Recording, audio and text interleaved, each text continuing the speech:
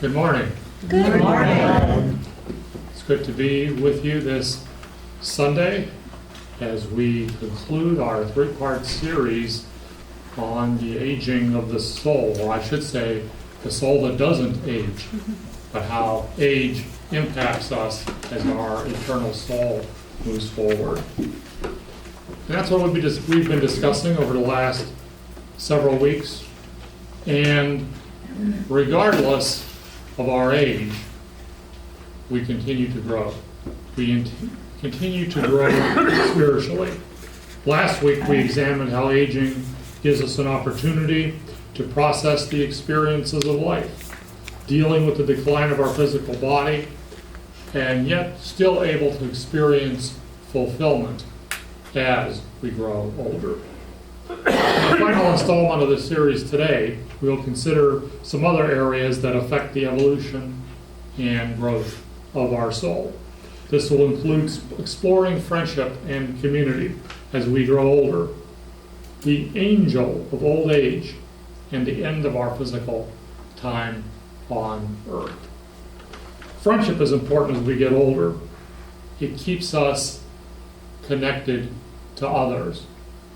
And while all of us have certain views and certain opinions, we still need others to mirror back to us many of the things that we are and what we do. Being connected is extremely important, regardless of what age we are, but especially as those years start to pile up a little bit. Friendship helps us to be a part of a community. It gives us a sense of belonging. Secondly, the angel of our older age results in a renewed pursuit of spiritual things. Like the proverbial angel that is depicted in religion, we have accomplished a lot and have flown with the wings of an angel. And we can continue to do so as we progress spiritually. As we get older, we are often afflicted by various physical maladies. Therefore, in older age, we must learn to continue to fly, even despite the physical challenges that we may experience. Finally, we must come to terms with the end of our physical time on earth. It is a time to reflect on what our transition might mean, what the afterlife will look like, and how to prepare for it. It is really a time of deep thinking and deep reflection. So let's dive right into our material this morning. First, we'll take a look at friendship and community and how that applies to us getting older. Friendship actually helps us to age well. Anthropologist Edith Turner believes friendship helps us feel a sense of community with others. And that's the reason why most people come to church or belong to a spiritual community or get involved with other activities in the community. They want to feel connected. They want to feel like they are a part of something. They want to feel like they are part of something in many ways that is bigger than life. It helps us feel we are pursuing some purpose to make the world a better place. At the same time, it is less disruptive than a family or significant other relationship. Just think about that. Many of us here are married, have been married, or have had some other type of significant other relationship. But sometimes it's easier to be in a friendship, actually, than it is to be in that type of relationship. And there are some advantages to that. Actually, to a certain extent, it's like what the Bible says, that Proverbs 18:24, and I'm going to share that with you. One who has unreliable friends soon comes to ruin, but there is a friend who sticks closer than a brother. There are some people that we may not be biologically related to, but we are closer to them in many ways than we are to some family members. And I'm guessing there are some of us in this room that have experienced that too, whether it is with siblings or with other family members. Having friends helps us be seen and valued by others. No one wants to feel invisible. And as we get older and maybe don't have as much opportunity to get out of the house, we are not seen or connected with others as much maybe as we would like to be. But being seen is something that's extremely important. Friendship, of course, lets this happen. Part of being a friend includes acknowledging the success of others. We need somebody to pat us on the back and tell us, good job. We need someone to praise our successes. This is part of what friendship is all about. Recognition contributes to our psychological and spiritual health. This contributes to loving ourselves. When we have friends, we can tell them stories.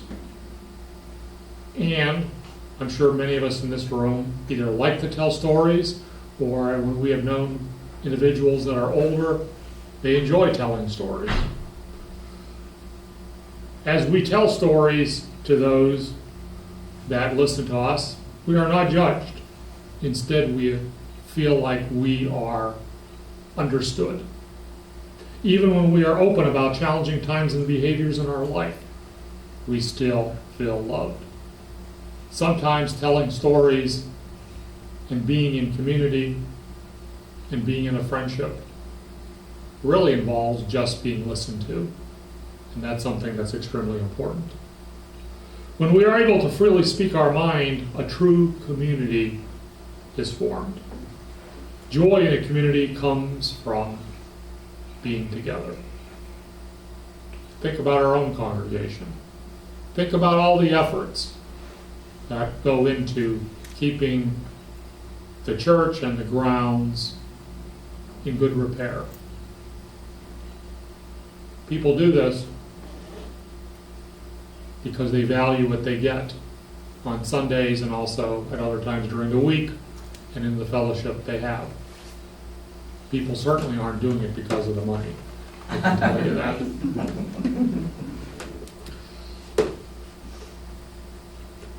A true community is also not about thinking the same way as others. It's okay to have different viewpoints.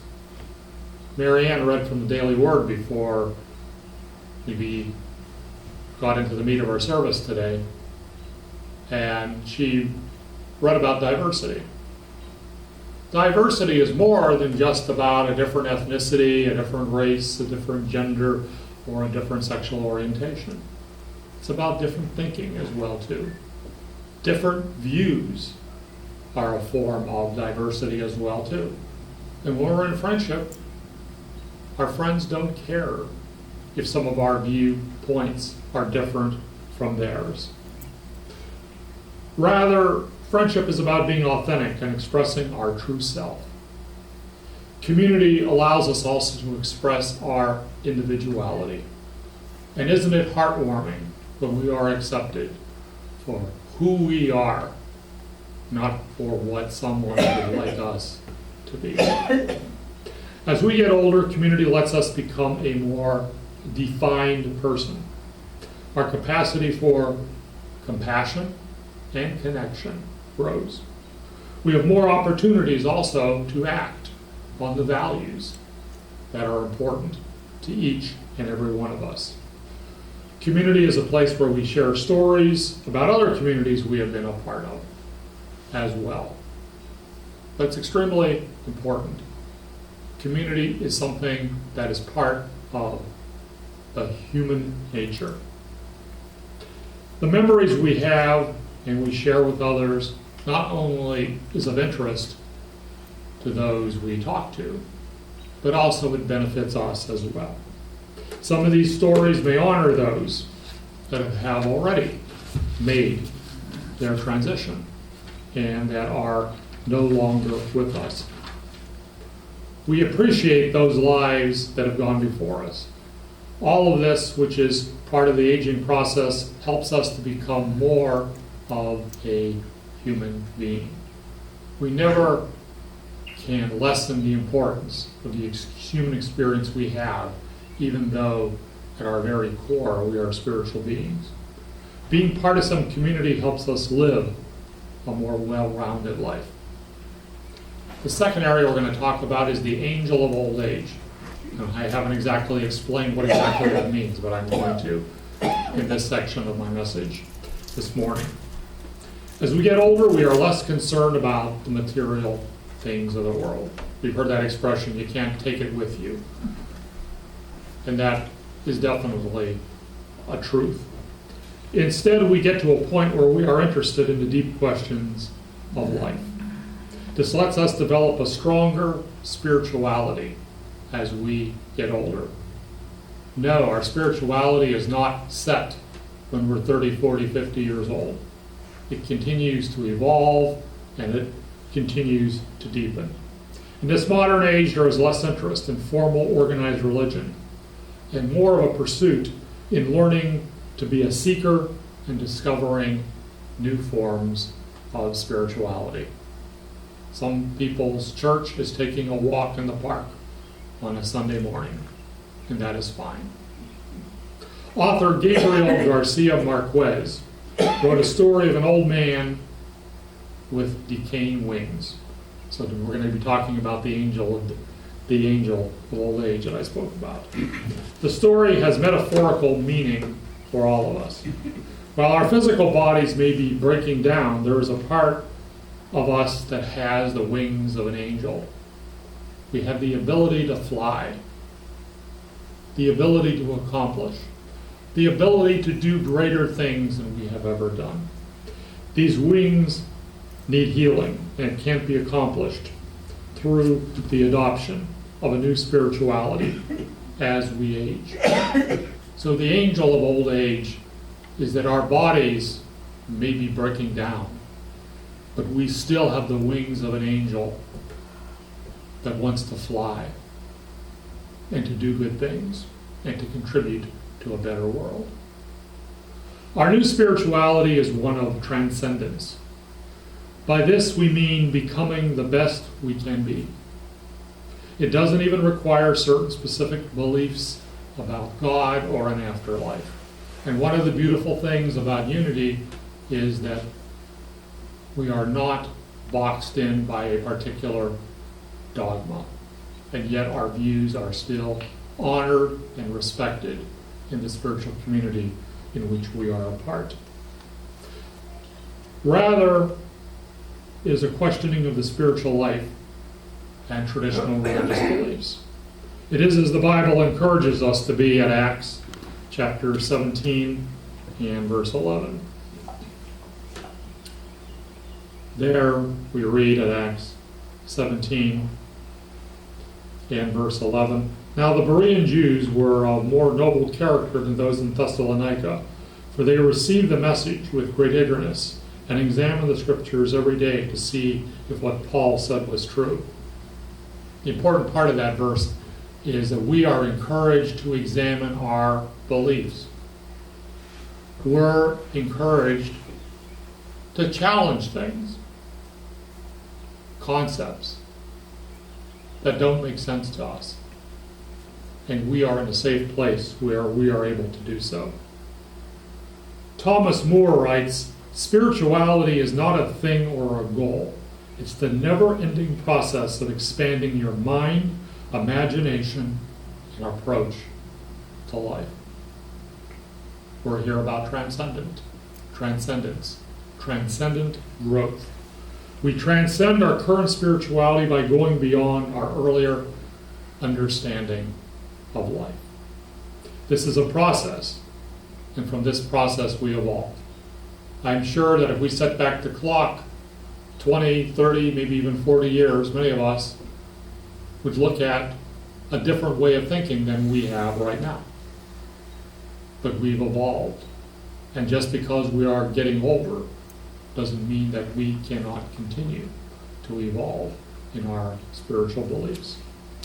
How can we work on our own personal spirituality as we grow older.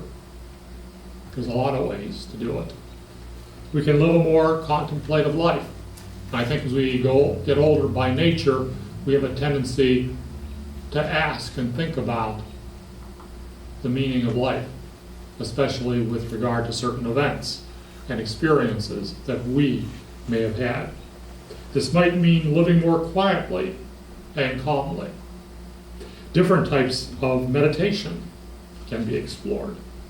Spend time walking in nature. Keep track of and study your dreams.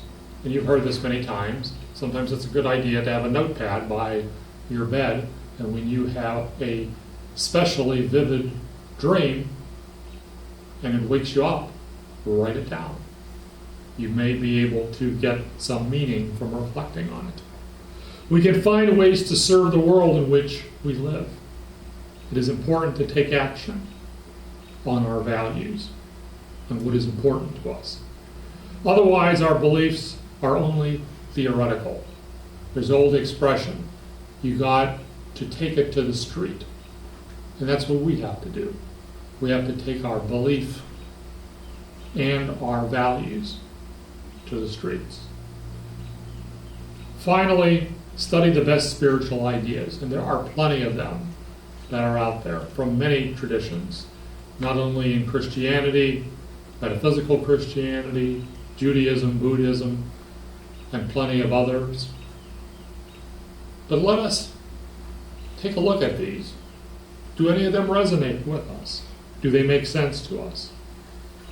The wisdom of ages long gone by may enlighten us on the issues of our time.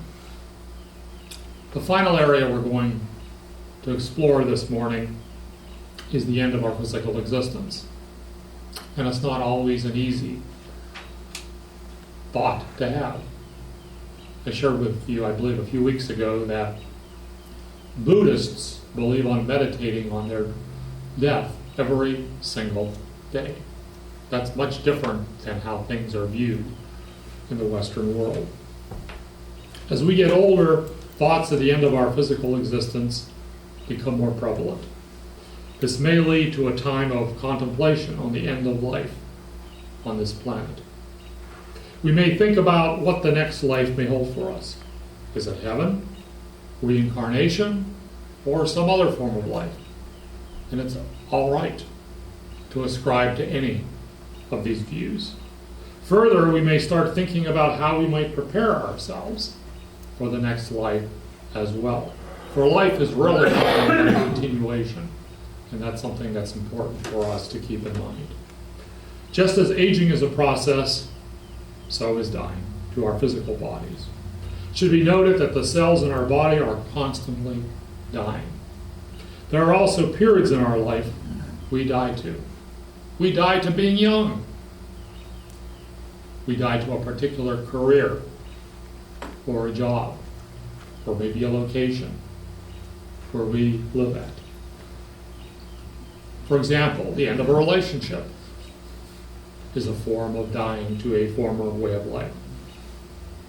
And it's said, the same can be said about the loss of a job, certain physical challenges, and possibly moving to another location.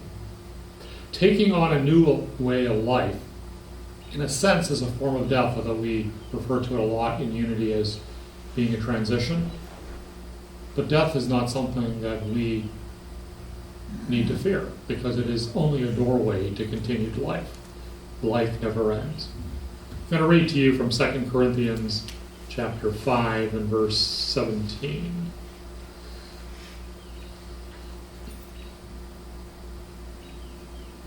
There we read, "Therefore, if anyone is in Christ, the new creation has come. The old is gone, the new is here."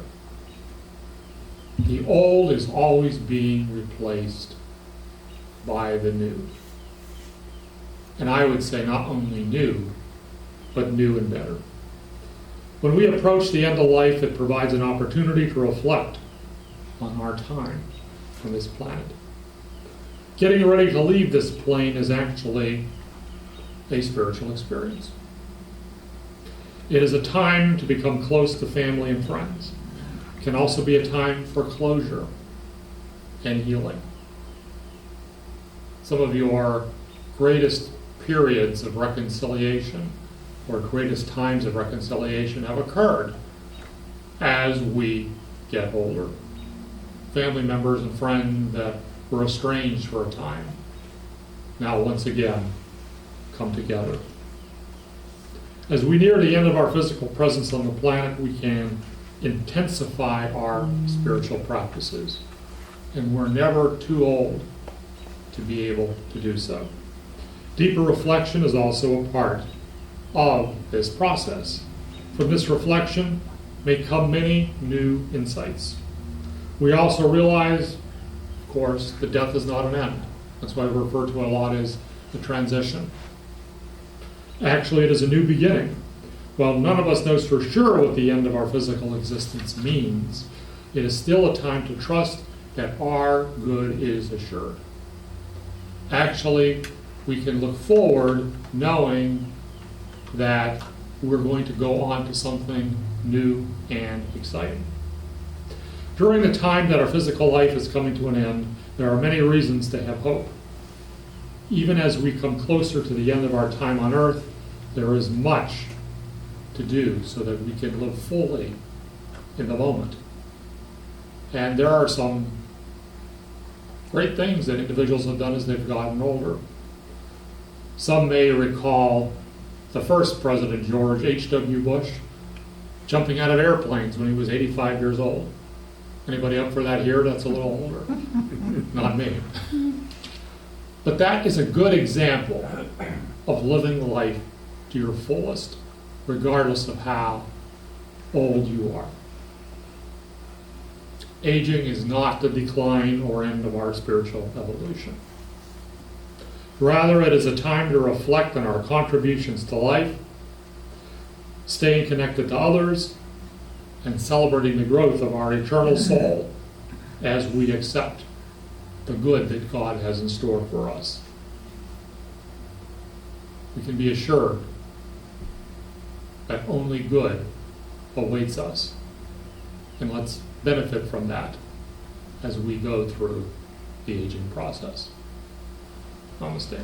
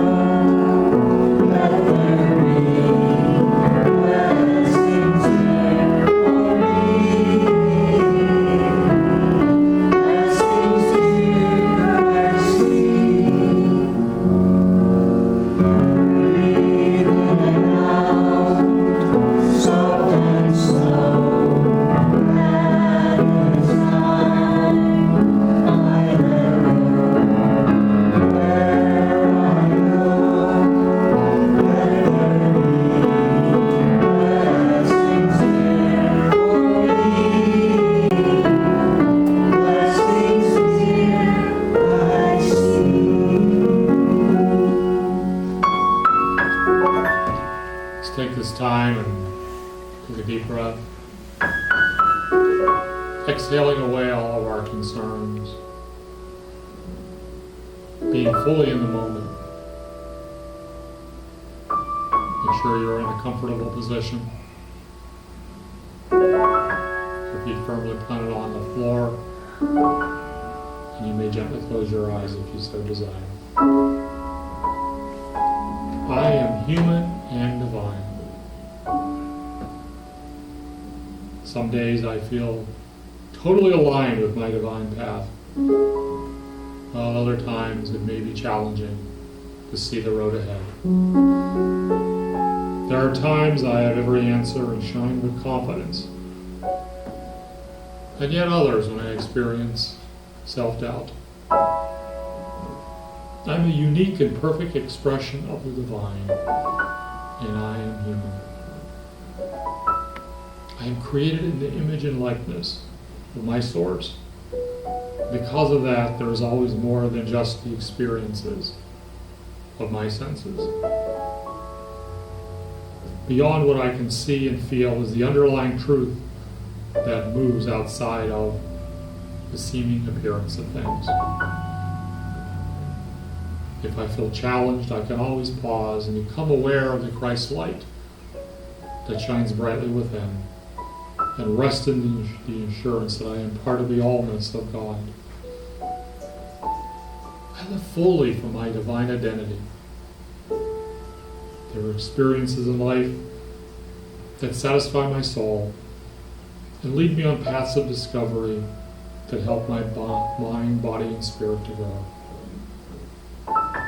As I recognize the presence of spirit within, I acknowledge that I am a spiritual being connected to the source of all power, all good, all love, and much, much more. My consciousness awakens to the allness of living my spiritual connection in both everyday and critical matters. It's a whole and holy happening that empowers and enlivens me to think and do what is best for me. My experience of being one with infinite wisdom leaves more than an impression on me. This sacredness inspires me to live fully from my divine identity. Now we will go into 2 minutes of silence as we contemplate our own divine identity while being in this human form.